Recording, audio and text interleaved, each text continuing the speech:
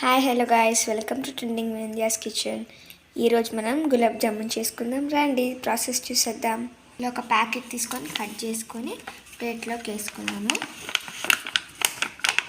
కొంచెం తగినంత వాటర్ పోసుకొని మిక్స్ చేసుకోవాలి.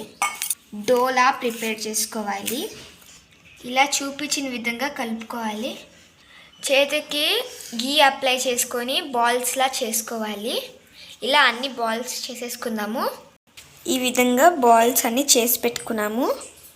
దీన్ని ఆయిల్లో ఫ్రై చేసుకుందాము. ఇప్పుడు ఆయిల్ హీట్ అయ్యే లోపు మనము బెల్లం పాకం అయితే పెట్టుకుందాము. గిన్నెలో నీళ్ళు తీసుకొని బెల్లం యాడ్ చేసుకుందాము. స్టవ్ మీద పెట్టేసుకుందాము. మేమైతే బెల్లంతో చేస్తున్నాము. 150 గ్రామ్స్ అయితే తీసుకున్నాము. ఆయిల్ హీట్ అయింది. ఇలా అన్నీ ఫ్రై చేసుకుందాము. ఇలా ఫ్రై చేసుకోవాలి. ఇలా దోరగా వేయించుకోవాలి. ఈ కలర్లో 2 యాలక్కాయలు ఇలా దంచుకొని వేసుకోవాలి పాకంలోకి. ఇలా అన్నీ వేయించుకున్నాము గోల్డెన్ బ్రౌన్ కలర్ వచ్చేంత వరకు.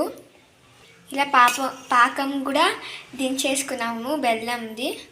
ఇలా అన్నీ గులాబ్ జామున్స్ యాడ్ చేద్దాము. ఒక హాఫ్ అన్ అవర్ తర్వాత సర్వ్ చేసుకుందాము.